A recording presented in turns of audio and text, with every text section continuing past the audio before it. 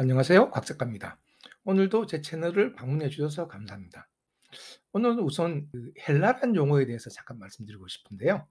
신약 성서에 자주 나온 용어죠. 물론 헬라가 무슨 뜻인지는 대부분 아실 겁니다.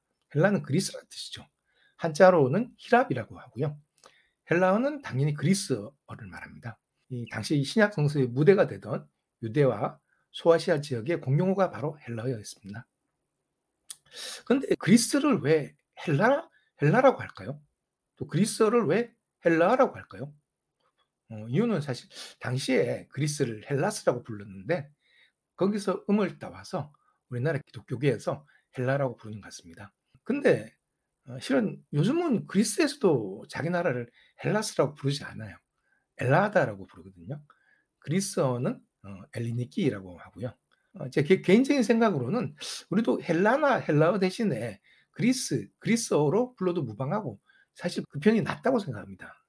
이제 헬라라는 용어는 지나치게 고어에 가깝다고 봐요. 어, 그리고 어, 또 중요한 거 하나. 신약 성서에서 말하는 헬라는 지금의 그리스를 말하는 게 아닙니다. 물론 지금 그리스도 포함하지만요. 근데 그 옛날에 그 기독교 막 탄생할 때 그 헬라는 그 그리스는 지금의 그리스보다 훨씬 넓어요. 지도 한번 보시죠. 음. 이렇습니다. 원래 고대 그리스 사람들은 그 지중해와 흑해 전역에서 흩어져 살았어요. 원래는 이제 조그만 그리스 반도에 살았는데 그리스란 나라가 산악지대가 거의 4분의 3 이상이거든요. 그래서 농사지을 땅이 부족해요. 그래서 주기적으로 이민단이 떠났어요. 그래서 지중해 전역으로 떠났으니까요. 어 아주 많이 간 데가 이탈리아는 많이 갔죠, 가까우니까. 그래서 지금도 이탈리아에는 그리스의 흔적이 많이 남아 있어요. 나폴리 같은 도시 있죠. 김민재 선수가 이번에 가서 우승시킨 도시죠. 나폴리 같은 도시는 바로 전형적인 그리스 도시입니다. 나폴리의 원래 이름은 네아폴리스예요. 새 폴리스라는 뜻이죠. 이태리의 그 남부 그리고 시칠리아 그리고 프랑스 남부도 역시 그리스 사람들이 많이 살았어요. 그리고 북아프리카의 여러 도시들도 그리스 사람들이 살았고 그리고 터키 서해안 당연히 이오니아라고 불렸는데 터키 서해안에 있는 도시들은 뭐 거의 다 그리스 사람들이었어요. 그러다가 알렉산드로스가 그리스 북부의 이제 마케도니아 출신이잖아요. 근데 이 사람이 자기 스승이 아리스토텔레스였거든요. 그래서 본인도 그리스인이라고 생각했고 그리고 그리스 문화에 굉장히 심취했어요. 그래서 알렉산드로스가 동방을 다 정복했잖아요. 막 동쪽으로 계속 가서 인도 바로 앞에까지 아프가니스탄까지 정복했잖아요. 그리고 아래로 가서 인제 이집트를 정복했고 그래서 이 중요한 지역에는 전부 자기 이름을 따 가지고 알렉산드리아라는 도시를 건설했어요. 근데 인제 지금까지 살아남은 건 이제 이집트의 알렉산드리아 정도인데 도시만 그렇게 이렇게 만든 게 아니고 거기에 그리스 문화를 이식했어요. 그러니까 아고라라든가 그리고 학생들이 뭐 공부하는 김나지움이라든가 뭐 그리고 여러 가지 인제 그리스 신들도 소개하고 뭐 그리스 풍습도 소개하고 그래서 에 인도 바로 앞에까지는 거의 그리스 문화가 지배하게 된 거죠. 근데 알렉산드로스가 죽고 난 다음에 그 휘하 장군들이 그 알렉산드로스가 정복한 땅들을 나눠 가졌거든요. 대표적인 게 이집트는 프톨레마이오스 장군이 이집트를 차지했죠. 그래서 거기 파라오 노릇을 했죠. 그래서 프톨레마이오스 집안 사람들이 계속 이집트를 다스려요. 나중에 그 카이사르하고 연애하는 그 클레오파트라도 그리스 사람입니다. 그러니까 이집트만 해도 인제 특히 상류층들은 다 그리스를 쓰고 그리스 문화를 향유하는 그리스 사람들이었던 거죠. 그리고 현재 터키 지방이라든가 현재 소아시아 지방도 다 그리스 사람들이 지배하고 그랬던 거죠. 그런데 알렉산드로스 휘하의 장군들이 나중에 이제 로마 세력이 밀리죠. 1 세기쯤 그러니까 예수가 탄생할 때쯤 되면은 로마 세력이 알렉산드로스가 지배했던 땅들을 또 차지해요. 다는 아니고 소아시아까지는 다 차지해요. 근데 어 또 이 로마 사람들이 이 그리스를 비롯한 알렉산드로스의 땅들을 이렇게 장악하면서 이 그리스 문화에 반해 버려요. 그래서 이제 로마 귀족들은 하나같이 다 이제 아테네에 자기 자식들 다 유학도 보내고 그리스어를 모르면 또 인제 이제 귀족 취급도 못 받고 그런 식으로 그리스 문화가 로마 동쪽을 다 지배하는 겁니다. 로마 전체를 지배하는 겁니다. 그리고 심지어 공용어도 그리스어를 써요. 심지어 공식 문서도 그리스어로 써요.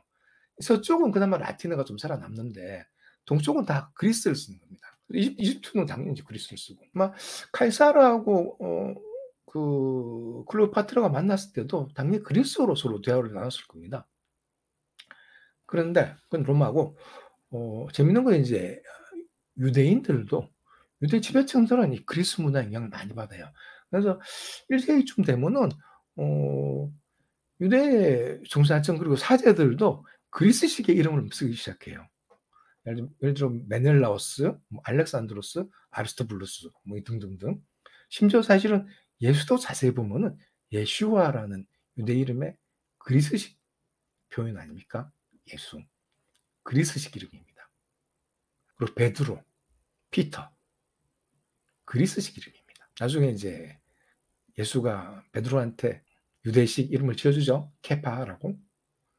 한글로는 게바라고 많이 쓰는데 케파. 유대식 이름을 지어줍니다. 참고로 디아스포라 유대인들, 그러니까 이제 예루살렘에 안 살고 이스라엘에 안 살고 이를테면 알렉산드리아에 살든가 아니면 사도 바울처럼 터키 다르수스에 살든가 하는 유대인들은 일상 언어가 주로 그리스였습니다. 물론 아람어도 썼겠지만은 아람어는 집에서만 쓰는 좀 불편한 언어. 그러니까 우리로 치면 재미교포들 생각하면 돼요. 재미교포들이 평소에 영어를 쓰다가 집에 돌아오면 한국말 쓰잖아요. 그러니까 아람어는 집에서 쓰는 거죠. 그리고 히브리어는 그때도 다 고어여서 일상에서 히브리어를 쓴 사람은 없었습니다. 오직 학자들만 이제 토라 공부할 때, 자기들 성서 공부할 때 히브리어로 한 거지 실제로 일상생활에서는 안 썼어요. 그래서 이제 나중에 신약 성서 쓸 때도 다 그리스로 쓰죠. 오늘 주제는 아테네에 간 바울인데 서론이 너무 길었습니다. 하여튼 기독교가 유대교를 기반으로 유대교를 극복하고 또 그리스 문화를 흡수하기도 하고 이제 그리스 문화와 충돌하기도 하고 태어난 겁니다. 바울은 근데 기독교가 유대교도 아니고 그리스 철학과도 다르다고 봅니다. 바울이 그리스 도시 코린토스, 즉 고린도죠. 고린도에 보낸 첫 번째 편지를 한번 보시죠. 유대인은 기적을 보기 원하고 그리스 사람은 지혜를 찾으나 우리는 십자가에 못 박히신 그리스도를 전합니다. 이것이 유대인에게는 거치는 돌이며 이방인에게는 어리석은 것입니다. 이 문장은 이제 바울이 유대교와 그리스 철학의 본질을 정확하게 요약하는 장면인데요. 우선 유대교는 하나님의 징조를 기다리는 종교라고 말합니다. 여기 이제 기적이라고 되어 있는데요. 이 기적이라는 단어가 영어 성경을 보면 miraculous sign이라고 되어 있고요. 그리스 원문을 보면은 심메이아라고 되어 있습니다. 심메이아. 심메이온의 복수형입니다. 징조죠, 징조. 근데 그냥 징조가 아니고 뭔가 예를 들면 갑자기 구름이 확 갈라진다든가 갑자기 빛이 확 난다든가 뭔가 기적적인 징조예요. 그러니까 유대교는 하나님이 이런 징조, 기적적인 징조를 보내주시기를 기다리는 종교란 거죠. 그리고 유대인이라는 사람들은 하나님이 사인, 이런 신호를 징조로 보내주기를 기다린다는 뜻입니다. 반면 그리스인은 지혜, 그리스로 소피아라고 하는데요. 소피아를 구하는 삶의 자세를 갖고 있는 게 그리스인이라는 거죠. 필로소피, 소피아를 사랑한다, 지혜를 사랑한다는 뜻입니다. 하지만 우리는 다르다. 우리 기독교는 다르다. 우리는 오직 예수만 보고 간다. 이런 얘기입니다. 물론 이제 본인은 그렇게 생각하겠죠. 근데 사람의 의식이라는 게 자기도 모르게 주변 영향을 많이 받습니다. 그래서 바울도 그렇고 기독교도 그렇습니다. 실은 유대교가 없고 유대교가 없었다. 그것도 그리스 철학이 없었다고 상상해 보세요. 그럼 사실은 바울도 없고 기독교도 없는 겁니다. 바울도 그렇고 기독교도 그렇고 유대교와 그리스 철학의 기반 하에서 나온 거라고 봐야 됩니다. 똑같지는 않습니다. 물론 그걸 극복하고 나온 거죠. 그리고 바울은 본인도 유대인이면서 그리스 문화에 해박한 지식인이었습니다. 저는 개인적으로 바울이 그리스 문화의 본부인 아테네에 쳐들어가서 이 아테네 지식인들하고 토론하는 장면을 굉장히 좋아하는데요. 이 사도행전 17장에 나오는 장면입니다. 한번 보시죠. 바울은 아테네에서 신라와 디모데를 기다리고 있는 동안 그 도시에 우상이 가득한 것을 보고 크게 격분하였다. 그래서 그는 회당에서 유대인 및 경건한 이방인들과 토론하고 또 장터에 나가서 날마다 거기 모이는 사람들과 토론하였다. 현대인의 성경인데요. 여기서 회당이라는 것은 시나고그입니다. 당시에도 시나고그가 있었습니다. 그리고 이제 장터라는 것은 아고라입니다. 아고라. 지금도 아테네가 흔적이 남아있죠. 그리고 참고로 기억 개정판을 보면 아테네가 아니고 아덴이라고 되어 있는데요. 개인적인 생각이지만 이 옛날 용어들을 다 요즘 용어로 바꿨으면 좋겠습니다. 보고도 잘 모를 때가 많아요. 하여간 아테네는 이제 그리스 문화의 수도라고 해도 과언이 아닙니다. 여기는 이제 플라톤이 세운 아카데미아도 있고 아리스토텔레스가 세운 리케이움도 있어요. 지금도 흔적이 있어요.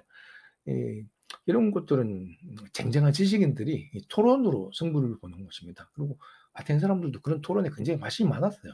토론 구경하는 게 아테네 사람들의 취미 중 하나죠. BC 5세기부터 그런 전통이 생긴 거죠. 당시 외국의 소피스트들이 아테네로 찾아와서 자기 이론을 막 이야기하고 다른 아테네 지식인들하고 토론도 많이 했거든요. 바로 그런 아테네에서 그리스 문화의 심장부에서 바울은 그리스도의 말씀을 전하려고 온 거죠. 기계가 대단합니다. 가끔 사도행전 볼 때마다 그런 생각이 들 때가 있어요. 이거는 바울의 원맨쇼다. 저자가 보통 루가라고 하는데요. 루가는 좀 바울 팬 같습니다. 계속 보시죠. 그때 에피쿠로스 학파와 스토아 학파의 철학자들도 바울과 논쟁하자 어떤 사람은 이 수다쟁이가 무슨 말을 하려는가 하였고 또 어떤 사람은 외국 신들을 선전하는 사람 같다고도 하였다. 그들이 이렇게 말한 것은 바울이 예수님과 그의 부활에 대한 기쁜 소식을 전하고 있었기 때문이었다. 그들은 바울을 아레오바고 광장으로 데리고 가서 이렇게 물었다. 당신이 전하고 있는 이 새 교훈은 무엇이오? 보시면 이제 에피쿠로스 학파하고 스토아 학파 이야기가 나오죠. 이 두 학파는 당시 아테네뿐 아니라 로마 제국 전역에서 가장 인기 있는 철학 학파였습니다. 특히 스토아 철학은 기독교 신학이 많은 영향을 줬죠. 그리고 여기 아레오바고 광장이라는 거는 아크로폴리스 언덕에서 약 100m 좀 떨어진 곳에 있는 언덕을 말합니다. 이제 보통 화살을 쏴서 맞출 수 있는 거리라고 하는데요. 당시에 이제 언덕 위에 고르게 돌을 깔고 주변에 축대를 세워가지고 광장을 조성해 놨습니다. 지금은 이제 그 흔적만 남아서 바위 언덕만 남아 있어요. 지금도 이제 유명한 관광지입니다. 여기 가면 관광도 많고 하니까 특히 소매치기를 조심해야 됩니다. 그래서 바울은 아테네 사람들한테 연설을 합니다. 자기가 보니까 아테네인들이 모시는 신들이 많던데 그중에 모르는 신에게 바치는 제단이 있더라. 실은 니들이 모르는 그 신이 누군지 내가 안다. 우리가 모시는 하나님이 그분이다. 이렇게 얘기를 하죠. 거기까지는 이제 아테네 사람들도 뭐 그런가 긴가민가 하죠. 그러다가 이제 바울이 하나님의 죽은 자를 살리셨다. 뭐 이런 얘기를 합니다. 예수 살린 이야기를 하는 거죠. 이러니까 아마 청중들이 그때부터는 동요를 좀 크게 했을 겁니다. 17장 32절에 이렇게 써 있습니다.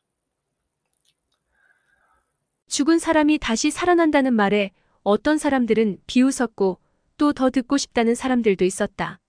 이 사도행전을 기록한 기자는 비웃는 사람도 있었고 더 듣고 싶다는 사람도 있었다고 그냥 평이하게 기술하는데요. 실제로는 아마 아테네 사람들의 기질상 뭐 대부분이 조용하게 비웃었을 겁니다. 대부분 그리스인들 입장에서는 죽은 사람이 살아난다는 얘기는 미친 소리입니다. 그리스 신앙에서도 죽은 사람이 살아날 뻔한 이야기는 있어도 실제로 살아난 이야기는 없습니다. 오르페우스의 마누라도 그렇고 하여튼 뭐 많죠. 그나마 살아난 사람이 여기 들으려면 디오니소스 정도인데 디오니소스는 신이잖아요. 사람이 아니고. 그러니까 가능한 거죠. 당시 그리스에서 유행하던 에피쿠로스 철학이나 스토아 철학에서도 그런 얘기는 안 했습니다. 죽은 놈이 살아난다 이런 얘기는 안 했습니다. 하여튼 그래서 당시 바울의 이야기를 듣던 사람들은 대부분 아테네에는 별별 사람들이 다 찾아오니까 저런 미친놈들도 가끔 찾아오지 이렇게 생각했습니다. 그래도 저 정도면 얌전하게 미친놈이다 이렇게 생각한 거죠. 하지만 성서를 보면은 더 듣고 싶은 사람들도 몇이 있다고 그래요. 그리스 철학과 그리스 신앙의 중심 도시 아테네 바울의 뜻을 알아준 사람이 몇 명은 있었다는 거예요. 사실상 이건 대단한 거라고 봅니다. 결국 이제 바울이 연설을 마치고 떠날 때 아레오바고 법관 디오누시오와 다말이라는 여자와 그 밖에 몇몇 사람이 바울을 믿고 따라왔다 이렇게 돼 있거든요. 근데 이제 아레오바고란 아까 말했던 그 언덕 이름이자 동시에 아테네 정치 조직의 일부를 의미합니다. 원래 이제 아르콘, 우리로 치면 대통령 같은 거죠. 근데 아테네 아르콘이 1년 동안 아테네를 지배하는데 원래 아테네에서는 이 아르콘을 지낸 사람들이 모여서 아레오파고스라는 사법 조직의 일원이 되었어요. 옛날엔 이게 권력이 굉장히 셌습니다. 근데 지금은 아테네가 로마 일부가 됐으니까 그냥 명목상의 직책이죠. 그래도 이 귀족 법정의 일원이라는 건 굉장한 유지라는 뜻입니다. 이런 유지와 다른 몇 명이 바울의 말을 듣고 그를 따랐다는 것은 꽤 큰 성공입니다. 바울 입장에서. 이 정도면 이제 기독교의 전도자 바울이 그리스 문화와 대결해서 판정성 정도는 굳었다고 할 수가 있죠. 하지만 그럼에도 불구하고 바울이 그리스 문화를 완전히 폐기하고 기독교를 세운 건 아닙니다. 앞서도 말씀드렸지만 그게 본인 마음대로 되는 게 아니고 바울의 능력 밖의 일입니다. 특히 그리스 철학, 플라톤과 아리스토텔레스 그리고 스토아 철학은 결국 기독교 안에 살아남아요. 아우구스티누스, 토마스 아퀴나스 등 유명한 기독교 철학자들도 이로부터 자유롭지가 않아요. 아니 덕분에 이제 이 그리스 철학 덕분에 기독교 신학이 더 풍부해졌다고 할 수가 있죠. 그리고 이제 참고로 기독교를 믿든 아니면 무신론자건 교회를 다니건 안 다니건 개인적인 취향이 아니라면 이런 뭐 복잡한 철학사를 알 필요도 없고 신학사를 공부할 필요도 없습니다. 근데 다만 이런 이야기를 한 이유는 초창기 기독교인들이 살던 사회가 어떠했는가, 당시 로마의 정치와 그리스의 문화가 이탈리아 반도와 발칸 반도뿐 아니라 예루살렘과 디아스포라 유대인들이 살던 여러 곳에까지 강력한 영향을 끼친 시절이었다 정도는 알아두면 좋다 뭐 이겁니다. 이걸 알면은 이제 기독교에 대한 이해뿐 아니고 서구 문명에 대한 이해가 깊어져요. 신앙생활에도 도움이 되고 인문학이나 사회학 공부에도 도움이 되는 거죠. 그리고 좀 더 유식한 사람이 되는 거죠. 오늘은 여기까지입니다. 감사합니다. 재밌게 보셨으면 구독과 좋아요 부탁드립니다.